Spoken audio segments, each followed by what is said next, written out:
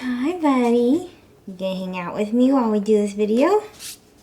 Hey everyone, welcome back to my channel. I know it's been a really long time since we've done a cooking video. We have been working tirelessly on our master bathroom renovation, and hopefully I will have some videos of that for you guys soon. But today I am going to share with you a cinnamon sugar breadstick recipe that I created by accident. I wanted to make garlic breadsticks for dinner one night and my dough did not rise enough in time. So instead of garlic breadsticks, I decided to make them for dessert and change them into cinnamon sugar breadsticks because you guys know how much I love cinnamon and sugar. Let's start by going over our ingredients. We have 3 cups of flour, 1 cup plus 2 tablespoons of warm water. You want it to be about 110 degrees. If you don't have a thermometer, if you stick your finger in it and it is slightly warm, comfortably warm, not too hot, then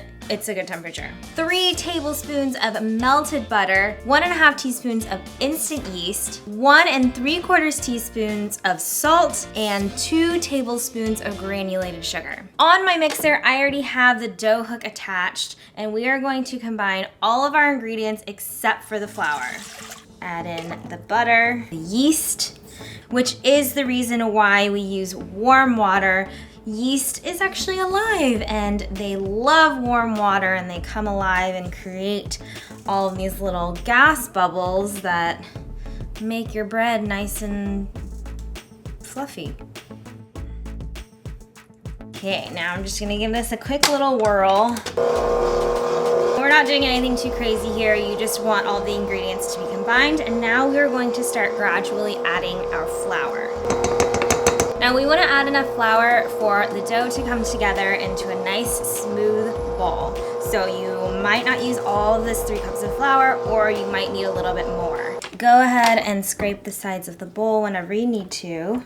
You can see our dough ball is already starting to come together. It's still a little scraggly looking.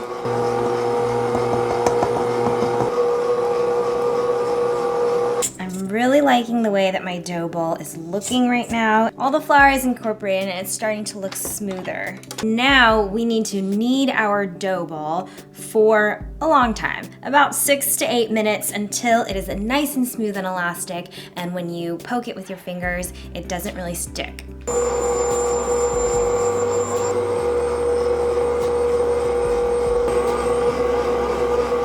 Okay, our dough is looking really good. Oh, look at that. Not sticking to my fingers at all. So this is ready. Now I have a large mixing bowl that I've already rubbed the inside with oil. And we are going to transfer our dough into this bowl.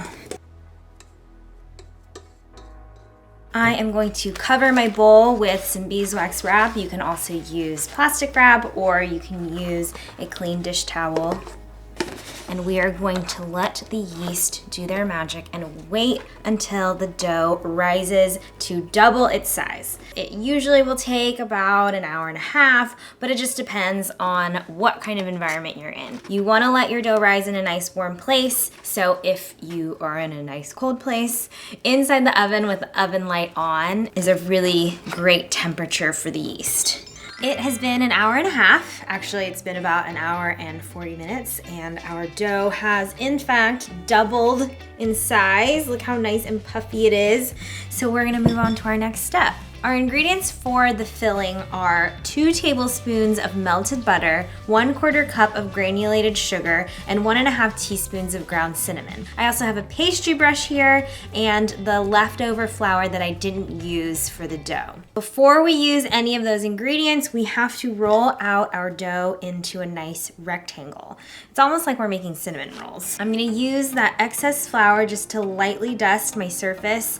I have a silicone mat that I love to use when I roll out dough, but you could also use a clean countertop. You also want to coat your hands with flour, and I am going to gently pull my dough out of this bowl. It's so beautiful. I'm going to take a little bit more flour for the top, and then we can push it down to disperse some of those air bubbles that formed. My mat has measurements on it, so that makes it really easy. And it doesn't have to be exact, but I am shooting for an 8 by 18 inch rectangle. Now I'm gonna take my pastry brush and my melted butter and brush the entire thing. Now I'm gonna mix together my cinnamon and sugar. I'm just using my hands because my hands are already dirty. And sprinkle this all over. Now using a very sharp knife or a pizza cutter works great. We're gonna cut this into about 1-inch strips. Now I have a baking sheet that you can line with parchment paper or a silicone baking mat. And we are going to take our bread dough strips very carefully, lift each one, and transfer them to the sheet. But before we let it go, we're gonna give it a little twist. I have 6 on this sheet, and I have, did I cut more than 12? 1, 2, 3, 4, 5, 6, 7. Oh no. So instead of 12, I actually cut 13 strips, so we'll have an odd man out.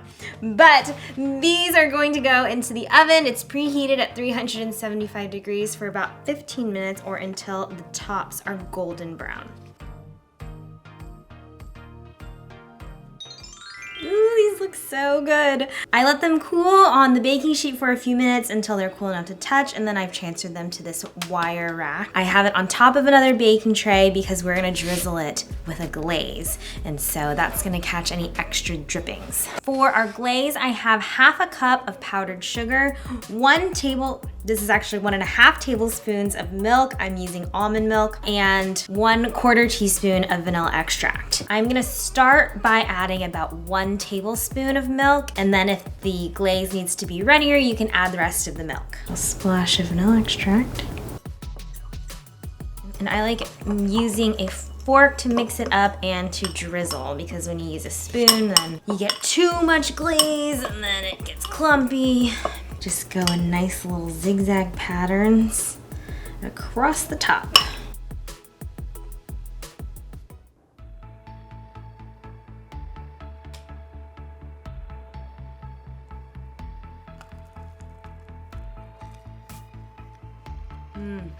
These are kind of like those cinnamon sugar sticks that you get at any pizza place.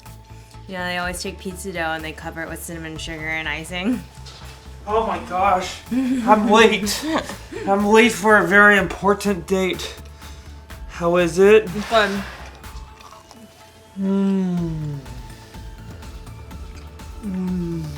By the way, the twisting was Derek's idea. The first time I made these, I just made straight breadsticks with cinnamon sugar on top. Derek suggested that we do a little twist so the cinnamon sugar gets on the inside. Does it work? I said a braid. A braid. Next time. Thank you so much for watching this week. We made cinnamon and sugar breadstick twist things. I don't know what I'm gonna call them in the end. Don't forget to subscribe to my channel if you haven't already, and give this video a thumbs up. Share it with your friends. Go check out the links below. There is a link to the written recipe as well as my Patreon page, my social media pages, you know, all kinds of fun stuff. I will hopefully see you guys next week, or maybe have a bathroom renovation video for you. Have a great weekend. Bye guys.